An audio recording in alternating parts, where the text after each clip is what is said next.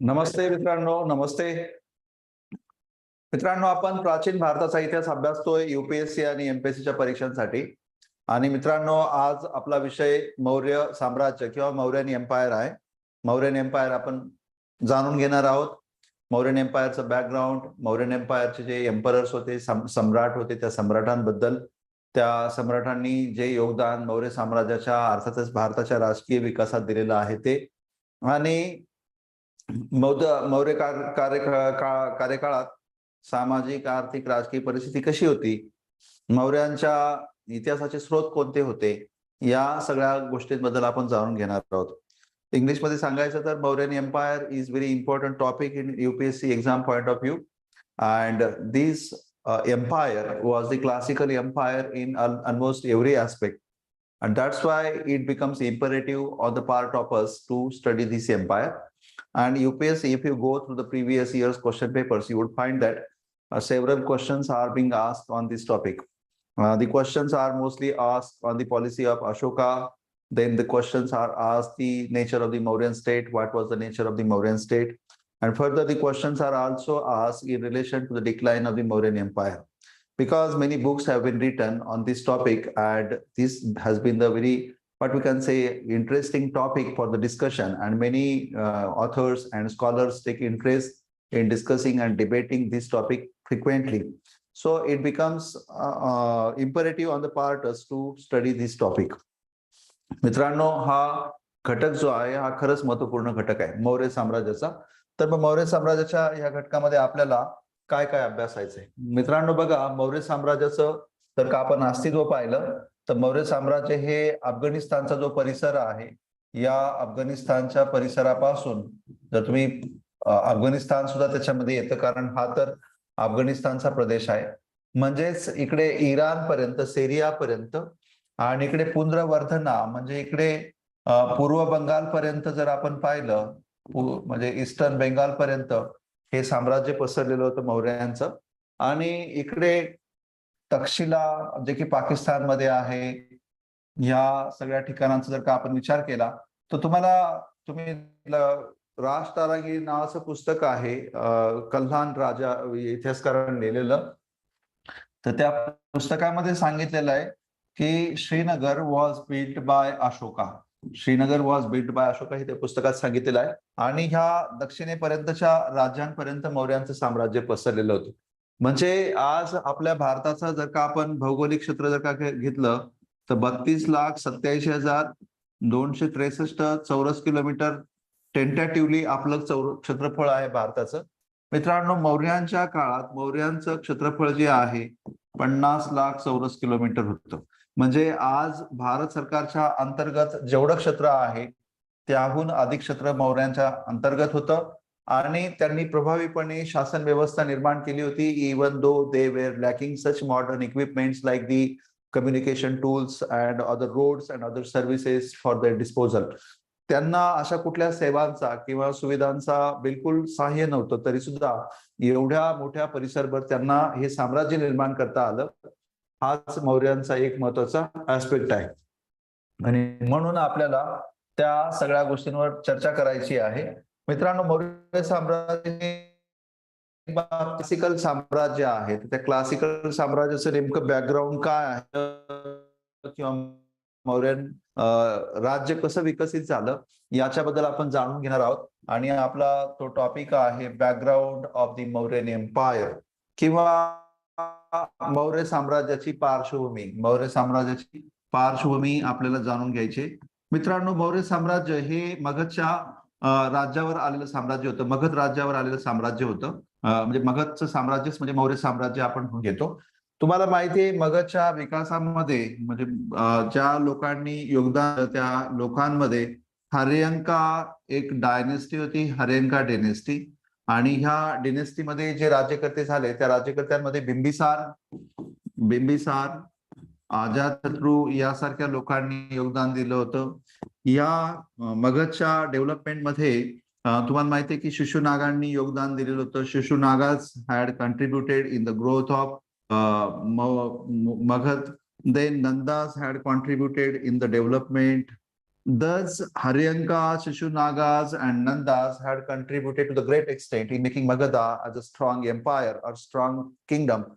And almost all the neighboring kingdoms had become the part of Magad by the time of Mauryas. जवळपास उत्तर भारताच्या म्हणजे जेवढी राज्य होते ती सगळी राज्य ही मगधचा पार्ट झाली होती हे आपल्याला माहिती आहे. आणि तुम्हाला हे सुद्धा माहिती आहे की when in 326 BCE Alexander the Great was invading India, his forces were fearing to enter into India because they were told that the Nanda rulers had very fearful animals like the elephants, and these elephants are very dangerous to fight with. Such type of rumors had been there in the Alexander's forces. And so Alexander's forces did not venture into invasion of the Nanda Empire. And so Alexander was forced to retreat to his original homeland. And so India was not what we can say invaded by Alexander the Great. And that means the ravages were not there on account of this retreat. Such was the great prestige that the Haryankas, Shishunagas, and Nandas had created Magadhas. In short, Magadha had become a very powerful kingdom. Magadha had become a very, what we can say, powerful state. However, by the time the Nandas were ruled by Dhanananda, Dhanananda's rule had become very unpopular. Dhanananda had become very tyrannous ruler, and it is told to us that he was unpopular among his masses. The masses were criticizing him in a secret manner, and he had also become very arrogant and conceited ruler. And he had started to think that he was the most powerful ruler of the land. Such was the thought there. And in the northwestern regions, on account of the invasion of Alexander, there had been political vacuum. And this political vacuum was needed to be filled in, but Dhanananda was not venturing into to organize the rulers of the northwestern territories. And in these circumstances, Dhanananda had insulted the famous teacher, that is Arya Chanakya or Vishnugupta, also called as Kautilya. And the Kautilya had vowed to, what we can say, uproot the dynasty of Nandas, and he would be establishing another dynasty. Such vow was taken by Arya Chanakya. आर्य चाणक्याने शपथ घेतली होती की मी नंदकुळाचा नाश करेन आणि दुसऱ्या घराण्याची सत्ता स्थापन करेल आणि तरच मी शेंडीला गाठ बांधेल, अशा पद्धतीची प्रतिज्ञा तुम्ही ऐकलेलीच असेल. तर एक प्रकारे चंद्रगुप्त मौर्याच्या आगमनासाठी परिस्थिती सज्ज होती. मगध जे आहे उत्तर भारतामध्ये जवळपास राजकीय दृष्ट्या संघटित होऊन गेलेलं होतं. हर्यंका, शिशुनागा आणि नंद घराण्याच्या राजांनी मगधला वैभवाच्या शिखरावर नेऊन ठेवलेलं होतं. पण मात्र नंद घराण्याचा राजा धनानंद याच्या काळात मात्र हे साम्राज्य जे आहे ते कुठेतरी एका चुकीच्या नेतृत्वाच्या ताब्यात आहे असं वाटत होतं. एक गर्विष्ठ राजा त्या ठिकाणी राज्य करतोय असं होऊन गेलं होतं. तो कोणाचं ऐकून घेत नव्हता, तो संघटन करत नव्हता आणि तो फक्त मौज मजा करण्याचं स्वारस्य मानत होता. अशा या राजाला अपदस्थ करून एका नवीन घराण्याची सत्ता आर्य चाणक्याने स्थापन केली होती. या संदर्भात आपण सांगू शकतो की 326 BCE मध्ये अलेक्झांडरचं झालेलं आक्रमण, त्याचबरोबर धनानंदाचा जो काही अनपॉप्युलर किंवा दडपशाहीचा जो राज्यकारभार होता, यामुळे धनानंद हा जनतेमध्ये लोकप्रिय राहिला नव्हता आणि आता त्याच्या विरुद्ध उठाव होण्याची परिस्थिती होती आणि त्याचमुळे धनानंदाच्या विरुद्ध संघर्ष झाला आणि मौर्य साम्राज्याची स्थापना झाली. तर ही माहिती आपल्याला ह्या बॅकग्राऊंडच्या संदर्भात घ्यावी लागेल. मित्रांनो, आज आपल्या प्रशासनातल्या अनेक संकल्पना ह्या मौर्य साम्राज्यामधून आपण घेतलेल्या आहेत आणि त्याच्यामुळे मौर्य साम्राज्याचा अभ्यास करणं आपल्याला गरजेचं आहे. मित्रांनो, मौर्य साम्राज्याच्या मग इतिहासाचे सोर्सेस काय काय आहेत? मौर्य साम्राज्याच्या इतिहासाचे सोर्सेस जर का आपण घ्यायचं म्हटलं तर मित्रांनो, पहिल्या तर आपण बुक्स मधून आपण पाहू शकतो आणि सगळ्यात इम्पॉर्टंट टेक्स्ट आहे अर्थशास्त्र. अर्थशास्त्र is very important text that tells us about the story of Mauryas. It is told and it is very unanimous fact that Arthashastra was written only for the Mauryan rule and especially for the Chandragupta's rule, because Arthashastra writer, that means Chanakya, was the mentor and the prime minister and philosopher and friend and guide to Chandragupta Maurya. So it is very true that Arthashastra was written by Chanakya only for the help of Chandragupta Maurya. So it is very obvious that this book is helpful for understanding the Mauryan rule. And if we read Arthashastra, or if we go through the chapters of Arthashastra or provisions of Arthashastra, we would understand that in what way the Mauryan rule could have been. So Arthashastra written by Chanakya or Vishnugupta, Arthashastra written by Chanakya or Vishnugupta, Chanakya or Vishnugupta, Chanakya or Vishnugupta, Arthashastra written by Chanakya or Vishnugupta, also called as Kautilya, also called as Kautilya, or is regarded as the very important source for understanding the Mauryan history. हे अर्थशास्त्र नावाचं book जे आहे ते मौर्यांच्या इतिहासाचा अभ्यास करण्यासाठी अत्यंत उपयुक्त आहे. हे पुस्तक चाणक्य किंवा विष्णुगुप्त किंवा कौटिल्य एकाच माणसाची 3 नाव आहेत मित्रांनो. चाणक्य, कौटिल्य, विष्णुगुप्त ही एकाच माणसाची 3 नाव आहेत. त्याच्यामुळे तुम्ही कन्फ्यूज होण्याचं काही कारण नाहीये. हे पुस्तक जे आहे ते अर्थशास्त्र जे 15 अधिकरणांमध्ये म्हणजे 15 चॅप्टर्स मध्ये डिवाइड झालेलं आहे. It has been divided into 15 chapters and it deals with the Mauryan administration. It deals with the neighboring states. Saptanga theory is contained by this book. Saptanga theory is contained by this book, Saptanga theory. And the Saptanga theory is important in the context that it is the theory of diplomacy and the first reference of foreign diplomatic relations. If we talk about the Indian literature, the first reference of the diplomatic relations, especially with the foreign countries or foreign areas, are found in this theory. That means Saptanga theory. Thus, Arthashastra is the authoritative text in relation to diplomatic matters, and this is the first text. And so, Arya Chanakya is given credit for being the first, what we can say, author on the political matters. Arthashastra, the Arya Chanakya. Friends, then important source of this kingdom, that means Mauryan kingdom, is the book of, the discussion between Menander and Nagsena, popularly called as Milindapana. Milindapana is important book. Milindapana is important book, and this book actually is the collection of dialogues between Buddhist monk Nagasena and Menander.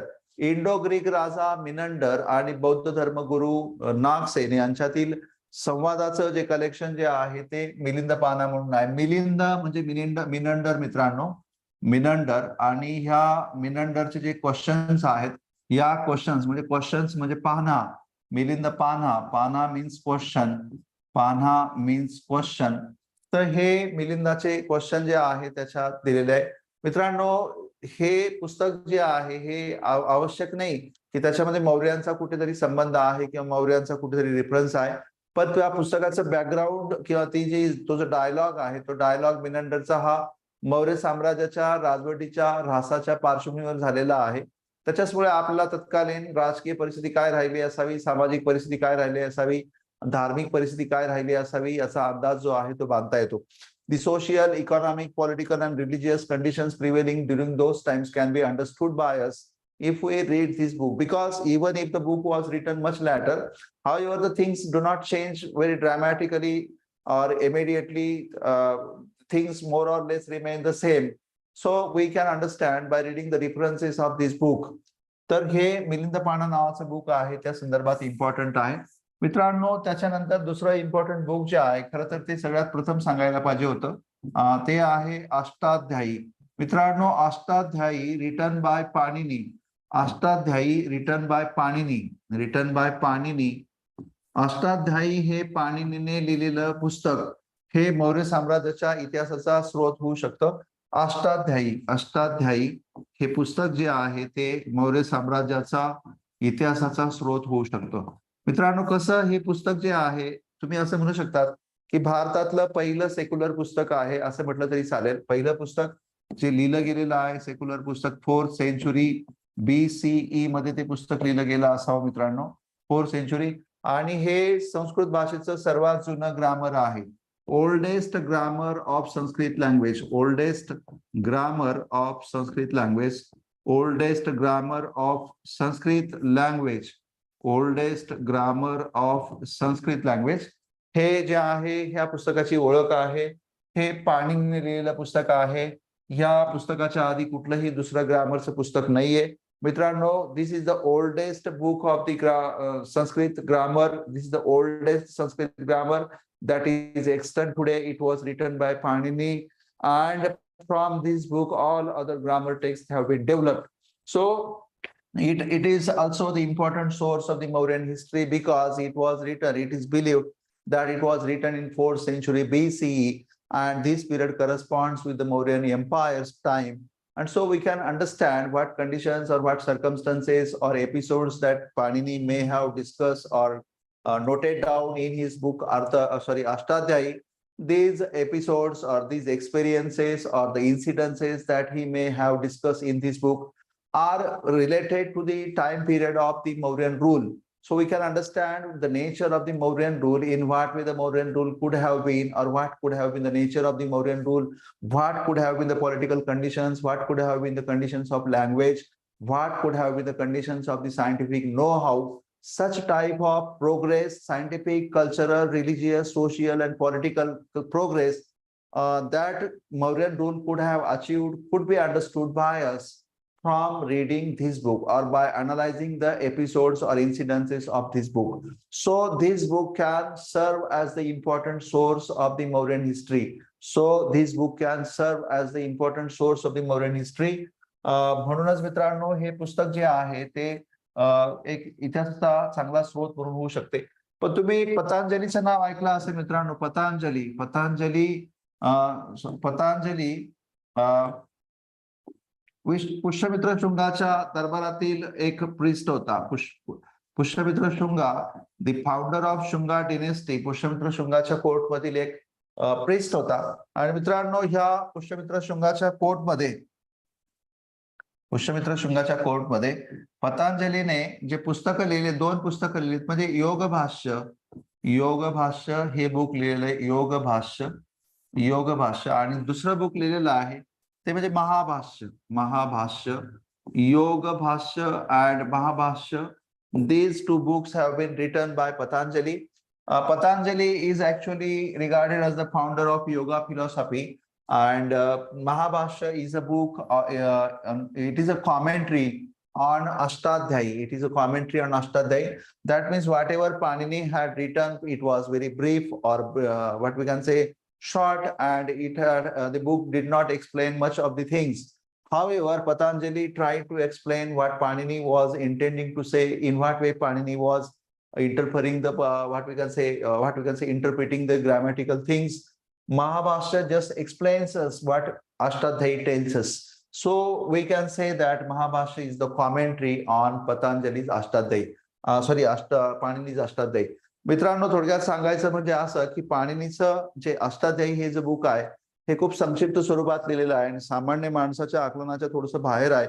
आपण ते book जास्तीत जास्त समजावून देण्याच्या उद्देशाने पतंजलीने सामान्य माणसाला हे बुक कळावं म्हणून, म्हणजे पाणिनीचं जे अष्टाध्यायी आहे ते बुक, त्यासाठीच पाणिनीने महाभाष्य नावाचं हे पुस्तक लिहिलेलं आहे. तुम्ही असं म्हणू शकता की ही पाणिनीच्या अष्टाध्यायीवरील समीक्षा आहे.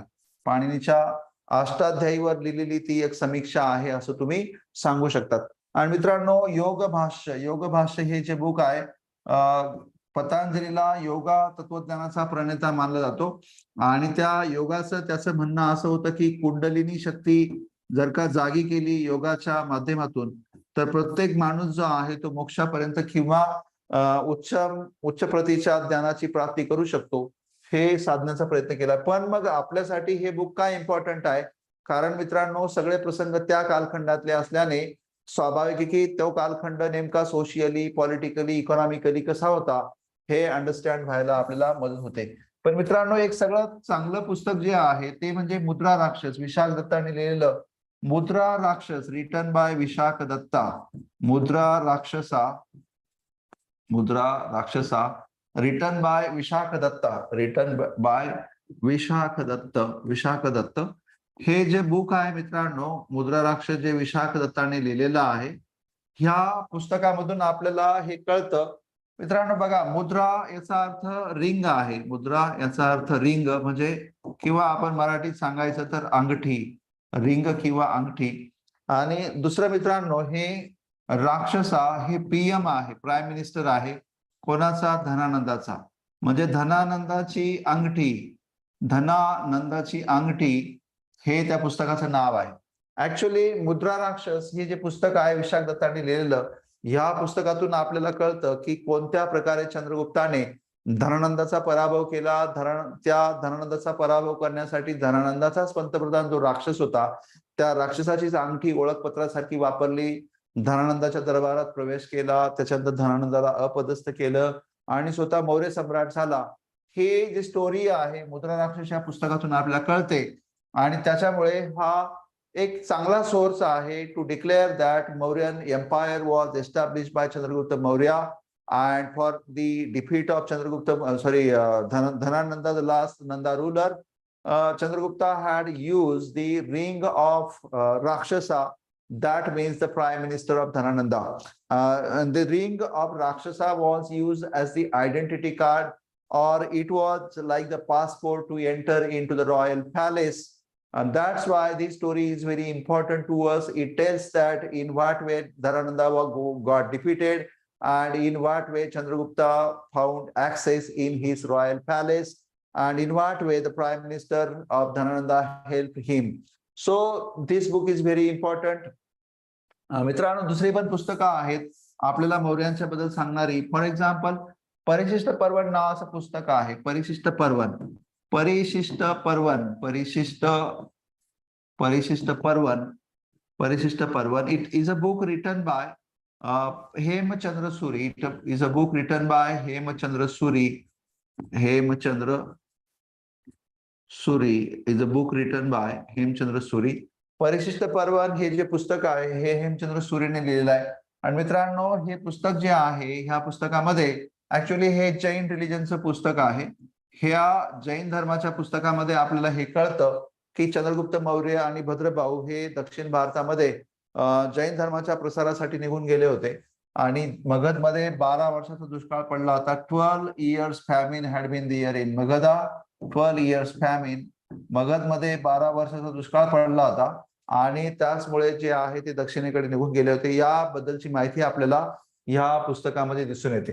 म्हणजे मित्रांनो, लिटररी सोर्सेस आपल्याला हेल्प करतात.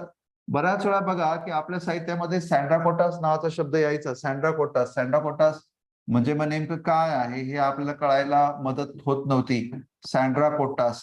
पण मित्रांनो बघा, हा सँड्राकोटास नेमकं कोणाला असावा हे ग्रीक ऑथर्सनी सँड्राकोटास म्हटलेलं होतं. तेव्हा काही दिवसांनी लक्षात आलं सँड्राकोटास म्हणजे दुसरा तिसरा कोणी नाही, आपला चंद्रगुप्त आहे. आपला चंद्रगुप्त मौर्य जो आहे तोच सँड्राकोटास आहे, हे खूप दिवसांनी आपल्या लक्षात आलं होतं. मेगास्थनीचं इंडिका नावाचं पुस्तक आहे. त्या पुस्तकातून आपल्याला कळतं की मौर्य साम्राज्य कसं राहिलं असावं. आपल्याला फाहिन कडून किंवा युआन शांग यांच्याकडून सुद्धा माहिती मिळते. युआन शांग हे जे चायनीज ट्रॅव्हलर्स आहेत, या चायनीज ट्रॅव्हलर्स कडूनही माहिती मिळते की मौर्यांचं साम्राज्य जे आहे ते कसं राहिलं असावं. अशोकाचे जे पिलर्स आहेत, त्या पिलर्स मध्ये तुम्ही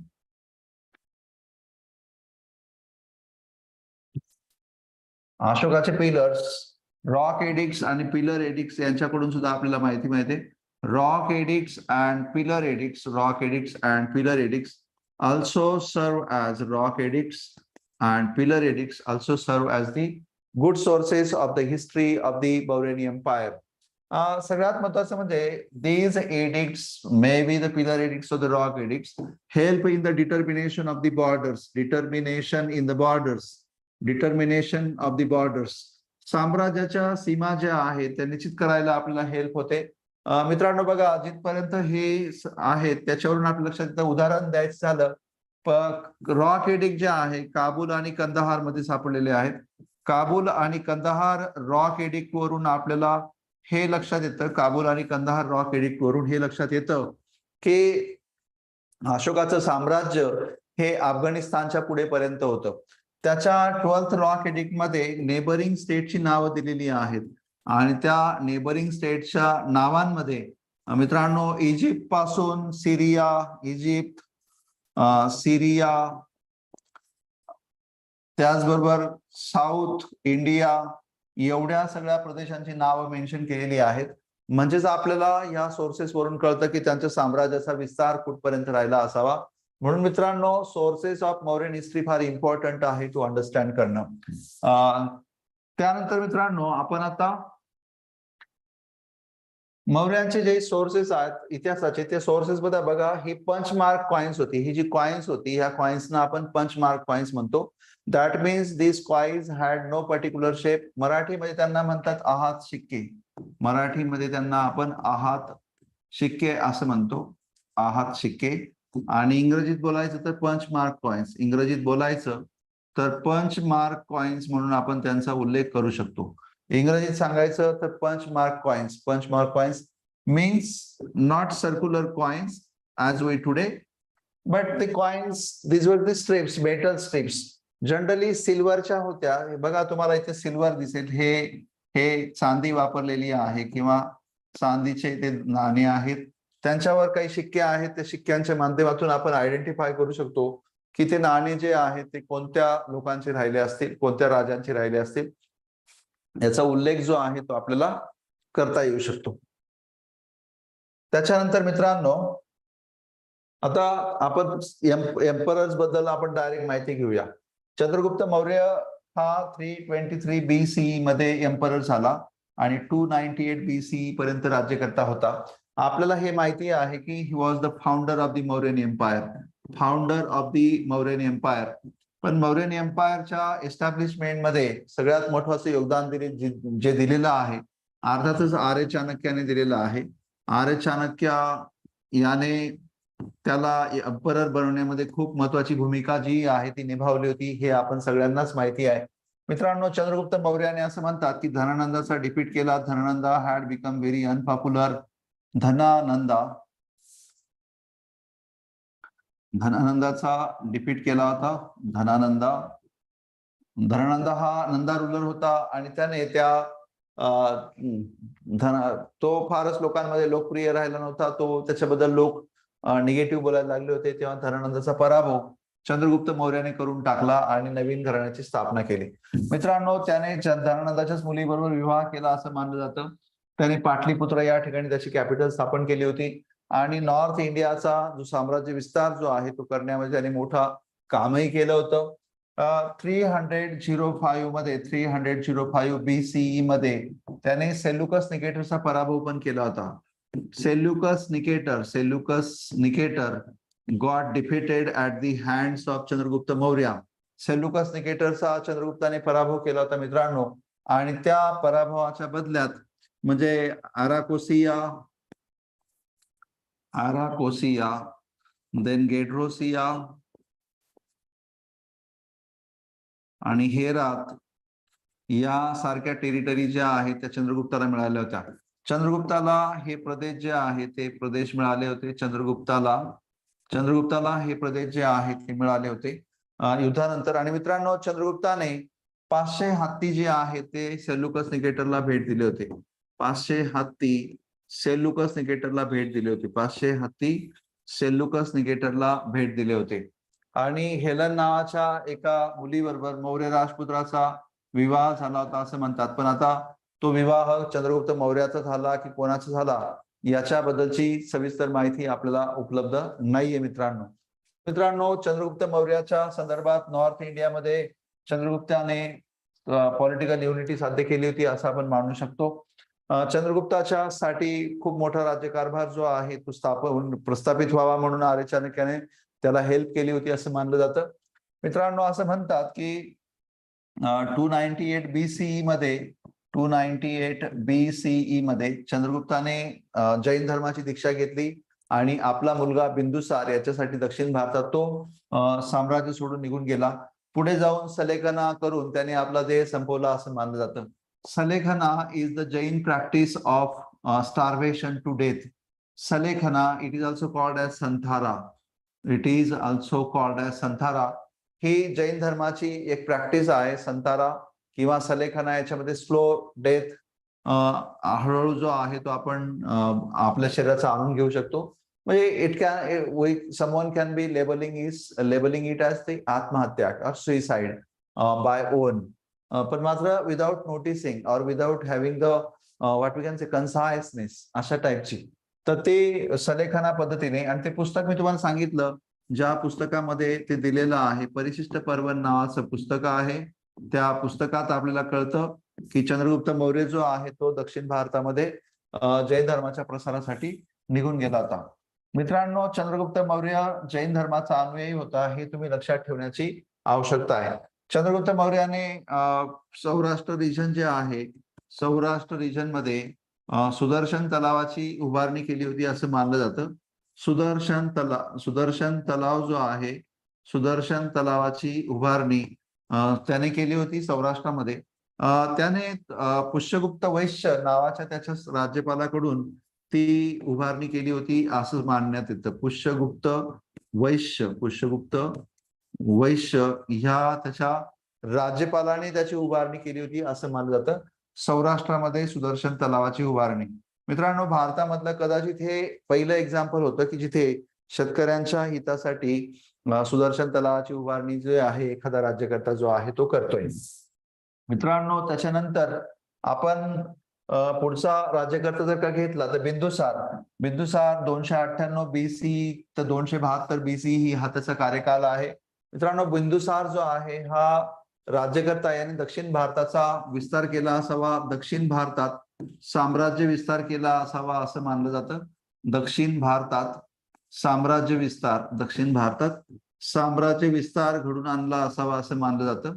दक्षिण भारतात साम्राज्य विस्तार घडून आला होता.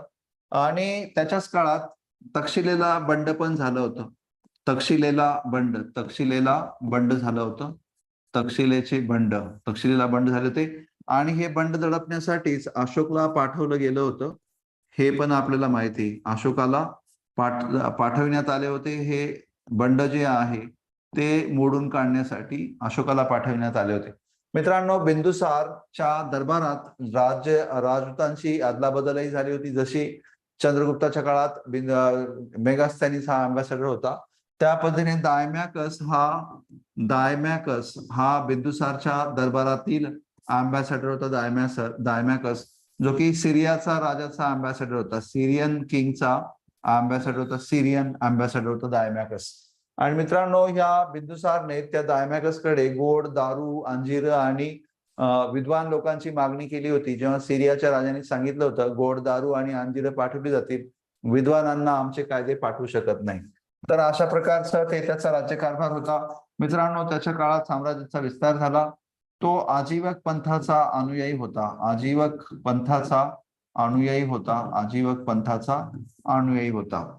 बिंदुसार हा आजीवक पंथाचा अनुयायी होता.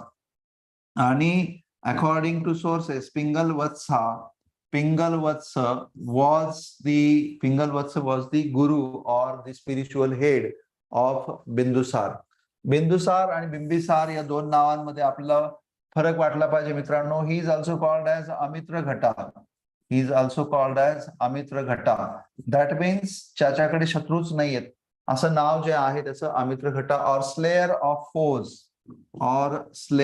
ऑफ फोज किंवा शत्रूंचा निपात करणारा म्हणून जे आहे त्याचं नाव घेतलं जातं. बिंदुसारचं नाव जे आहे ते बिंदुसारला अमित्र घटा असं पण म्हणतात. मित्रांनो, बिंदुसार नंतर जो राज्यकर्ता होता तो म्हणजे सम्राट अशोक असा होता. 268 BC 232 BC हा अशोकाचा कार्यकाळ आहे. तुम्ही पाहिलं 272 BC मध्ये बिंदुसारचा डेथ झालेला आहे. आणि तुम्ही म्हणणार की मग असं काय घडलं की अशोका जो आहे तो इतक्या उशिराने आला असावा. मित्रांनो, there are chances that there could have been और तुम्ही हे घेऊ शकतात की war of succession could have been there. राजपुत्रांमध्ये संघर्ष झाला असावा आणि त्याच्यामुळे अशोक उशिराने राजा झाला असावा. According to Buddhist sources, Ashoka had killed his 100 brothers. 100 brothers अशोकाने त्याच्या 100 भावांची हत्या केली होती असं कंटेम्पररी सोर्सेस सांगतात. विशेषतः बुद्धिस्ट सोर्सेस सांगतात की Ashoka was very cruel in his previous life.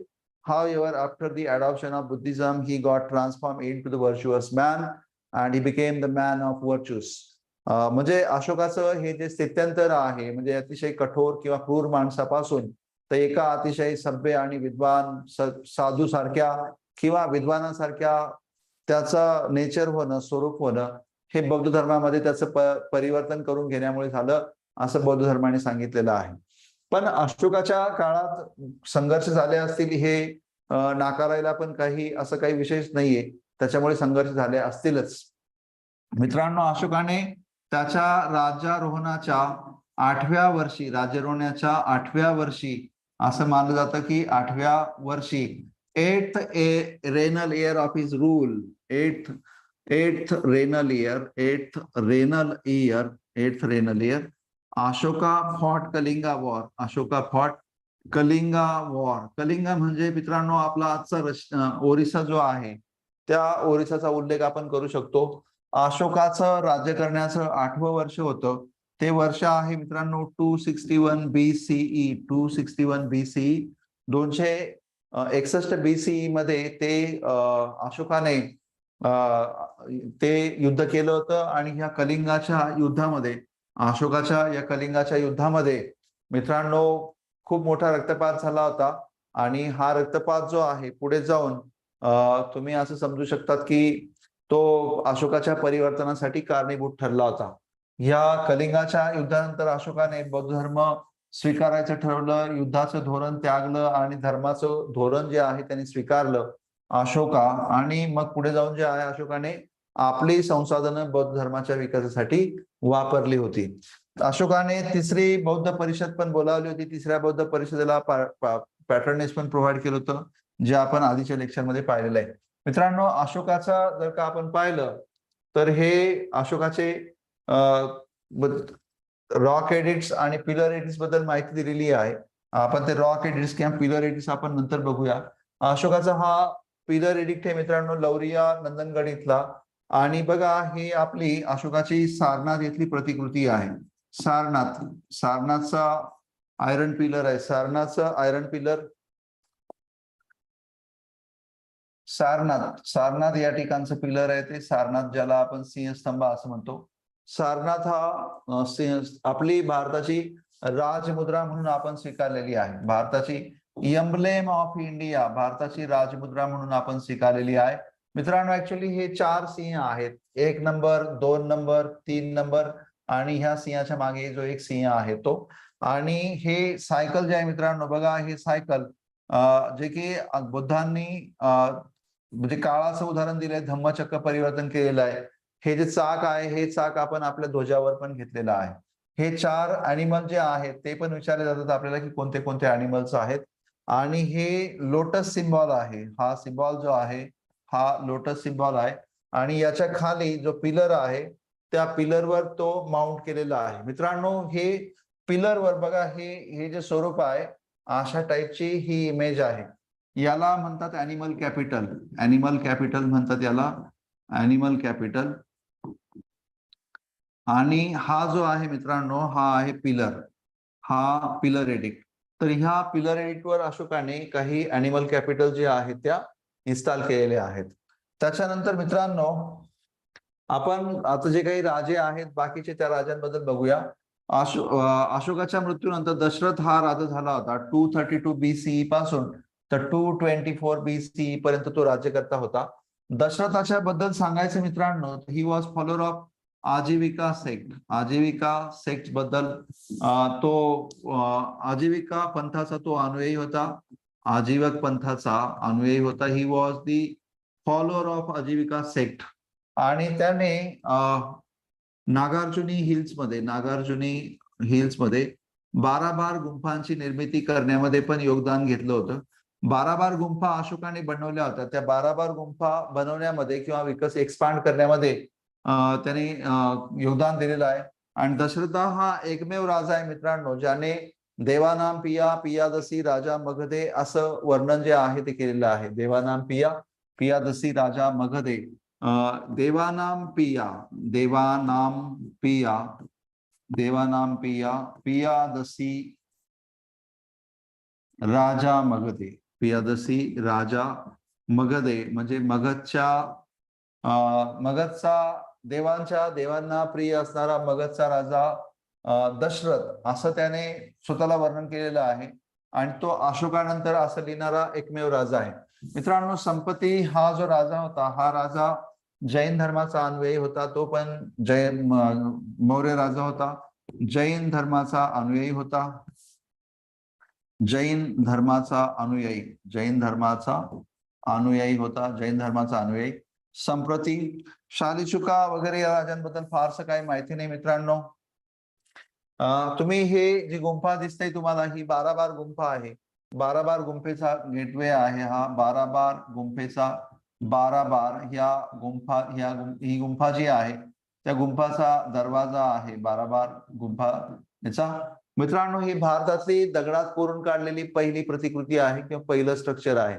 First cave of India, first manmade cave of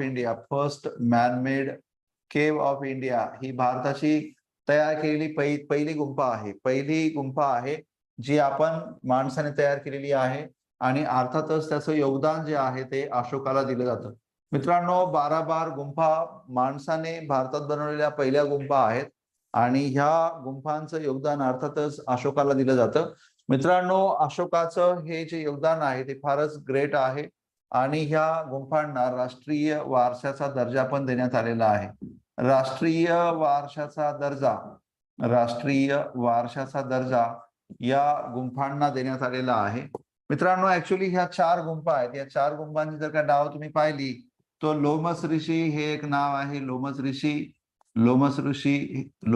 ही एक गुंफा आहे. दुसरी मित्रांनो सुदामा गुंफा आहे. तिसरी आहे कर्णचौपार आणि चौथी आहे मित्रांनो गोपिका. अशा 4 वास्तविक गुंफा आहेत. लोमस ऋषी गुंफा, सुदामा गुंफा, कर्णचौपार गुंफा आणि गोपिका गुंफा अशा 4 गुंफा आहेत आणि त्या गुंफा ऍक्च्युली 12 गुंफा म्हणून आहेत, ज्या की भारतातल्या सगळ्यात पहिल्या म्हणजे अर्थातच सगळ्यात जुन्या अशोकाच्या काळात बनलेल्या गुंफा आहेत. आणि मित्रांनो, ह्या गुंफा वास्तविक आजीवक पंथाच्या अनुयायांसाठी डोनेट करण्यात आलेल्या आहेत. आजीवक पंथाच्या अनुयायांसाठी त्या दानात दिलेल्या आहेत. हे पण लक्षात ठेवण्याची गरज आहे आजीवक पंथाच्या अनुयायांसाठी.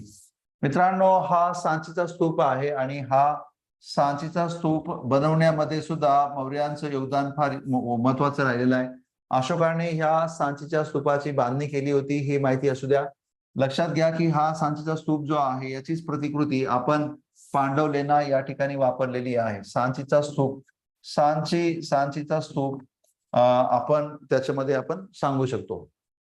मित्रांनो, त्याच्यानंतर आपण देववर्मन, शतधन्वन या राजांबद्दल कोणतीही अशी नोटेबल इन्फॉर्मेशन अवेलेबल नाहीये.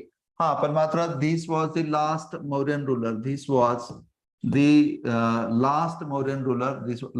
मौर्यन रूलर. असं म्हणतात की त्याचा सेनापती पुष्यमित्र शुंग याने त्याची हत्या करून टाकली. पुष्यमित्र शुंगाने आणि मौर्य घराण्याचा तिथे शेवट झाला. 184 BCE मध्ये Pushyamitra Shunga killed him. Last Mauryan ruler killed by Pushyamitra. तर हे आपण बृहद्रथाच्या बद्दल सांगू शकतो. बृहद्रथ हा शेवटचा मौर्य सम्राट होता आणि त्याची हत्या शेवटचा मौर्य सम्राट त्याची हत्या पुष्यमित्र शुंगा याने केली होती. पुष्यमित्र शुंग याने त्याची हत्या केली होती. हे लक्षात ठेवणं गरजेचं आहे. मित्रांनो, त्याच्यानंतर आता आपला पुढचा जो अभ्यासाचा घटक आहे तो म्हणजे मौर्यांचं ऍडमिनिस्ट्रेशन. मित्रांनो, मौर्य लोक किंवा मौर्य राज्यकर्ते त्यांच्या प्रशासनाबद्दल अत्यंत प्रसिद्ध आहेत आणि आपल्याला माहिती आहे मौर्यांचं प्रशासन मोस्टली अर्थशास्त्राच्या तत्वांवर आधारलेलं आहे. अर्थशास्त्राचं तत्व जे आहे अर्थशास्त्राच्या तत्वांवर आधारलेलं आहे. आणि मित्रांनो, अर्थशास्त्राचं तत्व जे आहे ते जर पाहिलं तर ते एकच वाक्य बोलतं, प्रजानम हिते राजानम. प्रजानम हिते राजानम म्हणजे थोडक्यात काय मित्रांनो, प्रजेच्या हिताचं जे आहे तेच राजाच्या हिताचे. What ever things about the welfare of the people is good for the ruler. That is the dictum of the Mauryan administration, or the adage or the breath of the Mauryan administration that it followed continuously. मित्रांनो, मौर्यांचं administration जे आहे, तर जर तुम्ही पाहिलं तर मौर्य साम्राज्य वेगवेगळ्या प्रांतात विभागलेलं होतं, किंवा आपण ज्याला इंग्रजीमध्ये प्रॉव्हिन्सेस म्हणतो. प्रॉव्हिन्सेस किंवा प्रांत यांचा जर का आपण विचार केला तर प्रांत, उत्तर प्रांत ज्याला आपण नॉर्दर्न प्रॉव्हिन्सेस म्हणतो, उत्तर पथा म्हणतो, नॉर्दर्न प्रॉव्हिन्सेस. मध्यपथ, त्याच्यानंतर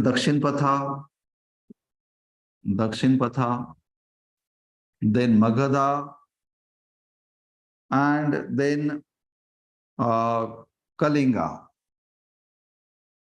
अशोकाच्या काळात ऍड झाला होता. मित्रांनो, उत्तर पथाची जी कॅपिटल आहे ती कॅपिटल होती Takshashila. Takshashila was the capital of Uttar Patha. Madhya Patha had the capital Ujjain. Then Dakshin Patha had the capital in Suvarnagiri.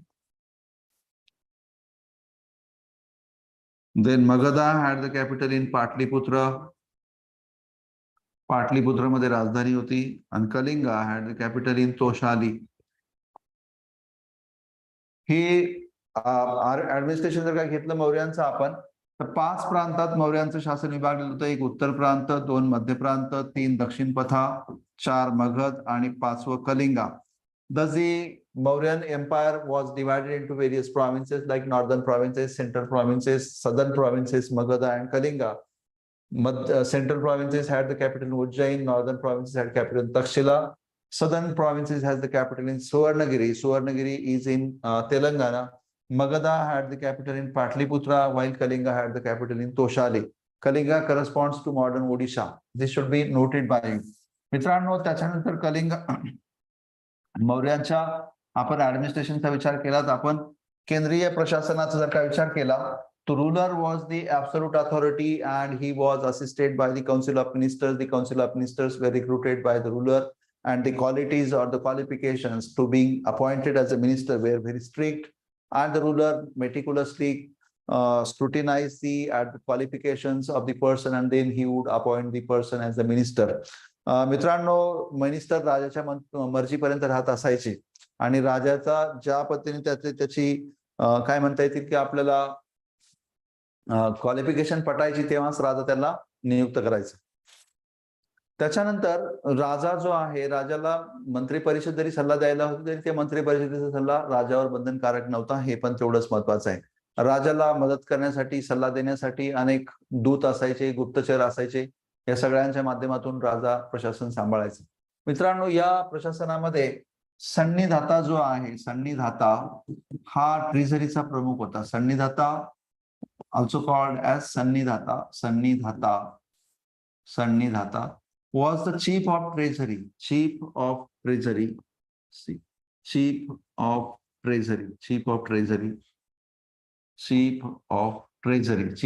होता.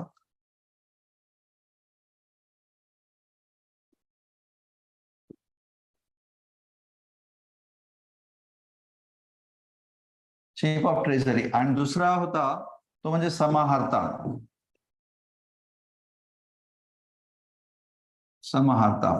and he was the chief collector.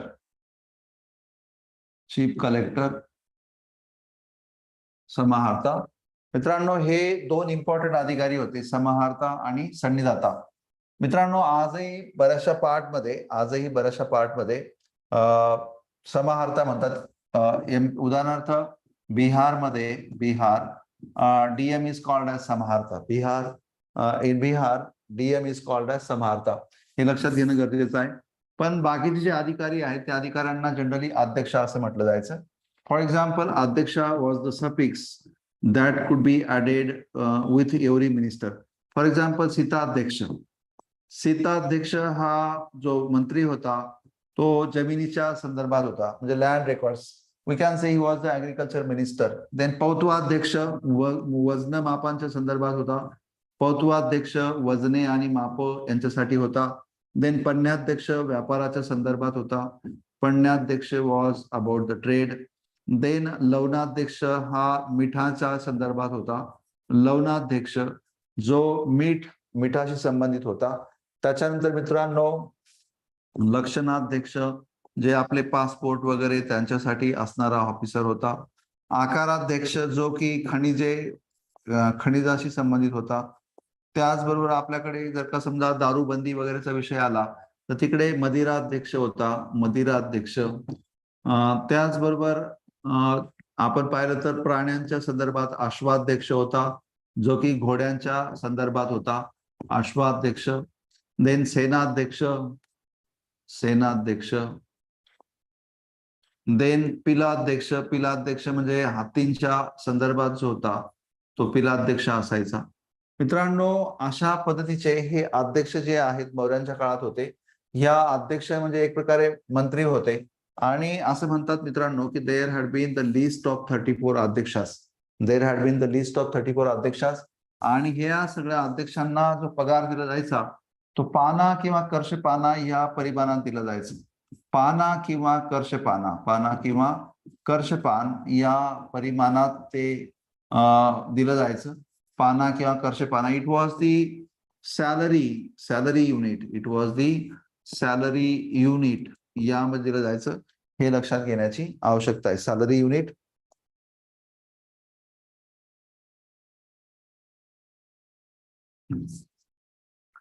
मौर्यांचं जर का आपण प्रॉव्हिन्शियल ऍडमिनिस्ट्रेशन पाहिलं तर आपण पाहिलं की वेगवेगळ्या प्रांतांमध्ये ते विभागले होतं आणि जवळपास सेम टाईपचं ऍडमिनिस्ट्रेशन त्यांनी होतं. मिलिटरी ऍडमिनिस्ट्रेशन पण होतं.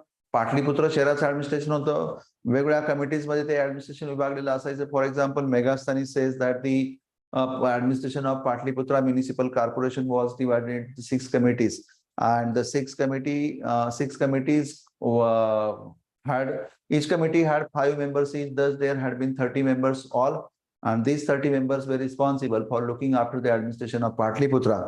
Megasthenes further says that the same type of administration was followed in the military administration. The military administration was also looked after by the 5 committees, and each committee was consisted of 6 members. Thus, total there had been 30 members to look after the military administration. And you should know a very important thing about the Mauryan administration. That is, the Mauryas were the first rulers to introduce the commissariat system in the military. For example, commissariat system, you may be unknown to the system, but if I tell you, you would be understanding. अरे यार हे ते होतं का? म्हणजे काय मित्रांनो, commissionerate department म्हणजे रसद पुरवठा करणारा विभाग. The soldiers were only required to give their full attention in fighting. That means their food, the fodder for their horse or their ammunition or what we can say, the weapons that they were required to carry. All these things were catered by some special department, and the department was the commissariat department. Because if the soldier is made to handle all his things, then he would not be focusing on his war. Rather, he would be more concerned or preoccupied about the fodder that his horse is needing, then the food he may be requiring, and then he may not be having the acumen or the skill to develop his own weapon. So how can we be making the soldier preoccupied about all these things rather than making him preoccupied about the fighting? So the Mauryas understood this problem very well in advance than any other ruler, and so they had made this department a reality. So we say that the Mauryas were the pioneers of the commissariat department. Rather, we can give this credit to Mauryas in the world also. That means there was no any other department in the world or no other any such ruler or kingdom which excelled in Mauryas in this respect. So Mauryan administration we have seen. Friends, then Ashoka's contribution to Buddhism. अशोकाचं contribution जे आहे बुद्धिझमसाठी आपण discuss करणं खूप important आहे मित्रांनो. यासाठी important आहे की अशोकाला मोस्ट ऑफ द टाइम राजवस्त्रातला साधू म्हणून सुद्धा ओळखलं जातं. अशोकाला बऱ्याच वेळा राजवस्त्रातला साधू म्हणून सुद्धा ओळखलं जातं. A monk in the garb of the king, royal monk म्हणून पण त्याला ओळखलं जातं. रॉयल मोंक किंवा a monk in the garb of the king अशा पद्धतीने त्याची संभावना केली जाते. मित्रांनो, कलिंगाचं युद्ध झालं, रक्तपात झाला. अशोकाला तो रक्तपात पाहून तो विव्हळला आणि त्याला वाटलं की अरे आपण असं नव्हतं करायला पाहिजे, एवढा मोठा रक्तपात नव्हता करायला पाहिजे. He felt a great remorse after seeing the bloodshed that he had caused on the battlefield of Kalinga, and then he decided to renounce the warfare or renounce the what we can say war, or the what we can say policy of violence, or policy of what we can say invasions, uh, for the policy of love and the policy of conquering the hearts of the people through love. That means the Dhamma Vijaya was resorted by Ashoka instead of the military Vijaya or the political or the Vijayas or the victories of the lands. That was the great change in the mind of the Ashoka. That was the great change in the mind of the Ashoka. And so Ashoka decided to adopt Dhamma. Actually, some people say that it was not exactly Buddhism, but it was the a code of conduct that Ashoka lived, and it was almost or a bit similar to Buddhism. But rather we should say Buddhism. अशोकाने मग बुद्ध धर्माचा स्वीकार केला मित्रांनो, आणि third Buddhist council जी आहे, third Buddhist council was patronized. Third Buddhist Council was patronized by Ashoka. It was held in 250 BCE. It was held in 250 BCE, and this council was presided over by Moggaliputta Tissa. But the council was given patronage. The council was financed by Emperor Ashoka. It is said that after the completion or after the council was over, Ashoka had sent many emissaries or many people with the message of Buddha to distant countries, so that Buddhism would find new place or new what you can say new subscribers. It is said that Ashoka himself had sent his children like Mahendra and Sanghamitra to countries like Sri Lanka for the propagation of Buddhism. So Ashoka contributed in a great manner in the expansion of the Buddhist ideology, or in transmitting the Buddha's thought in distant parts of the world. So Ashoka was the great contributor in this respect. Then Ashoka had also built stupas, viharas, chaityas, stupas, viharas and chaityas, viharas and chaityas. It is told to us that Ashoka had built many stupas. According to Yuan Shang, who had traveled to India during the times of Harshavardhana, the second Chinese traveler who had been in India during the times of Harshavardhana, has commented in his book Siyuki. Siyuki नावाचं पुस्तक आहे मित्रांनो, त्याचं Siyuki. या Siyuki पुस्तकामध्ये yuan शांग असं म्हणतो की Ashoka had built 84,000 stupas. Mitrano, whether 84,000 is the exact figure or it is an exaggeration, we do not know precisely, but it may be sure that the person who had erected the pillars in so distant places and had caused the rock edicts to be made in so distant lands, then it may not be difficult thing for the emperor or the person who is the emperor. So 84,000 may be the right figure. But even if it is an exaggeration, then the figure must have been sizable, or at least the figure may have may be extraordinary figure. So 84,000 stupas, even if some people may not agree with this figure, but it can be that the stupas may be in larger numbers. So Ashoka contributed in a great manner for the development of Buddhism. Ashoka also erected the pillars, and you know that the Lumbini pillar inscription, in this pillar Ashoka says that the Shakyamuni Buddha has born here. That's why the land revenue should be reduced from 1/6 to 1/8 in this place. Lumbini pillar inscription, अशोकाचं ते contribution आपल्याला तिथून दिसतं. तर मित्रांनो, हे अशोकाचं contribution असल्या कारणानेच Buddhism खूप मोठ्या प्रमाणात जो आहे तो एक्सपांड झाला होता. मित्रांनो, त्याच्यानंतर आपल्याला रॉक एडिक्ट्स ऑफ अशोका आणि पिलर एडिक्ट्स ऑफ अशोका असं अभ्यासणं आवश्यक आहे. तुम्हाला माहिती आहे अशोकाने ज्या लँग्वेजेस वापरलेल्या होत्या, languages used by Ashoka, two languages are used by Ashoka in writing the edicts. One language is Prakrit, and another language is Greek. These two languages have been used by Ashoka for writing his edicts. And friends, for writing Prakrit language, Ashoka has used scripts like Brahmi. Brahmi is the oldest script of India. Brahmi and then Kharoshti. Brahmi and Kharoshti. Friends, Kharoshti script was used in two rock edicts of Ashoka. One rock edict is in Mansehra, and another is in Shahabaj Gari.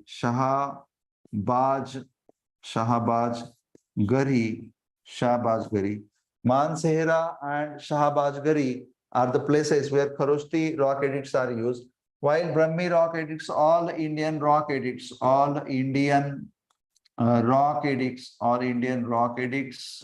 and pillar edicts, have been written in Brahmi script, while Greek language was written by using the Greek script and Greek, and Prakrit was used by Aramaic. Aramaic script was also used in writing the Prakrit language. Aramaic and Greek, it is the bilingual inscription, Kandahar rock edict. So 4 scripts were used by Ashoka. Brahmi scripts, number 1. 4 scripts were used by Ashoka. Number 1, number 2, Kharoshti, number 3, Aramaic, and number 4, Greek. These 4 scripts were used by him for writing his 2 languages, that means Prakrit and Greek. या 2 भाषांचा त्याने वापर केला होता. मित्रांनो, अशोकाचे rock edits सगळ्यात महत्त्वाचं म्हणजे हे लक्षात घेण्याची गरज आहे, आपण वाचलेले सर्वात जुने दस्तऐवज आहे. These are the oldest documents that we have read so far, if we concern about the history, because nothing older than Ashoka's rock edicts have been read by us. These are the oldest documents that we have read. अशोकाचे rock edicts हे कुठेतरी डोंगर कपारीला लिहिलेले आहेत आणि त्यांच्या माध्यमातून आपल्याला कळतं की अशोकाची पॉलिसी काय होती त्याबद्दल. मित्रांनो, अशोकाचे पिलर एडिक्ट जर का आपण पाहिले तर पिलर एडिक्ट त्याचे सारनाथला आहे, सारनाथ, देन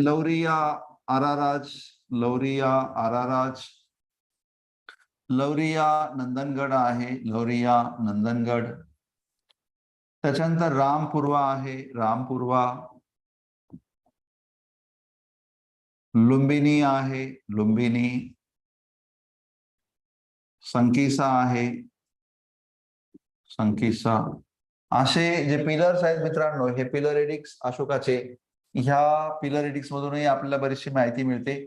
त्यात आपण सारनाथचा जो पिलर एडिक्ट आहे, त्या पिलर एडिक्ट वरून आपण माहिती घेतलेली की तो कसा होता असं. मित्रांनो, त्याच्यानंतर जे डिक्लाइन ऑफ मौर्यन एम्पायर हा आपला टॉपिक आहे. मौर्यन एम्पायर आपण म्हणणार की ऑलमोस्ट 50 लाख स्क्वेअर किलोमीटर पर्यंत हे साम्राज्य पसरलेलं होतं. एवढं सगळं विशाल साम्राज्य होतं. मग असं काय झालं की मौर्यांचं साम्राज्य हे अचानक विघटित झालं. मित्रांनो, साम्राज्य जेव्हा विस्तीर्ण होतं तेव्हा नंतर येणारे राज्यकर्ते जे आहेत ते सुद्धा तितके सक्षम असले पाहिजे, ते राज्यकारभार सांभाळणारे असले पाहिजे. जर राज्यकारभार चांगल्या प्रकारे सांभाळता येणारे राज्यकर्ते नसतील तर स्वाभाविक साम्राज्य विघटनाला पण त्यावेळी लगेचच सुरुवात होते. मौर्यांच्या बाबतही तसंच घडलं. अशोकानंतर कोणी प्रभावी राज्यकर्ता निर्माण झालाच नाही आणि त्याच्यामुळे मौर्यांचे जे उत्तराधिकारी होते ते एवढं मोठं साम्राज्य सांभाळू शकले नाहीत. दुसरं मित्रांनो, इंडोग्रीकांनी नॉर्थ वेस्ट कडनं खूप मोठ्या प्रमाणात इन्व्हेजन केले होते आणि ह्या इंडोग्रीकांच्या इन्व्हेजनने सुद्धा मौर्यन एम्पायरचं डिक्लाइन झालं असं मानलं जातं. काही लोक अशोकाचं बुद्धिझमला too much पॅट्रनेज to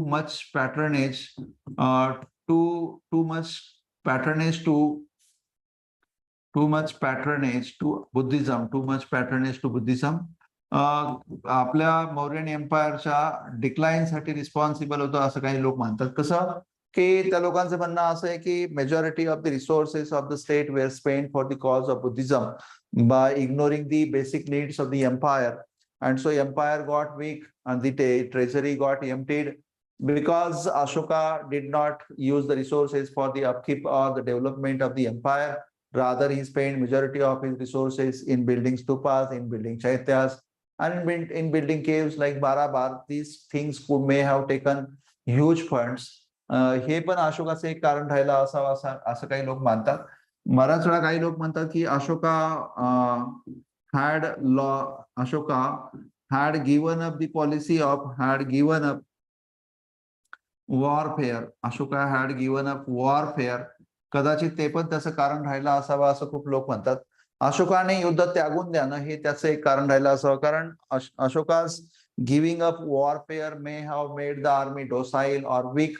That's why the future invasions of the foreign rulers could have been difficult to defend, and so Mauryan territories may have been reduced. हे बऱ्याच इतिहासकारांचं म्हणणं आहे.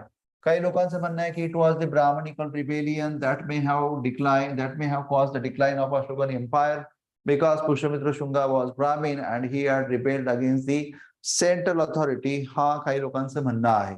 मित्रांनो, ते पण थॉट असू शकतो. Actually, we cannot be blaming only one factor to be responsible for the decline of the Mauryan Empire.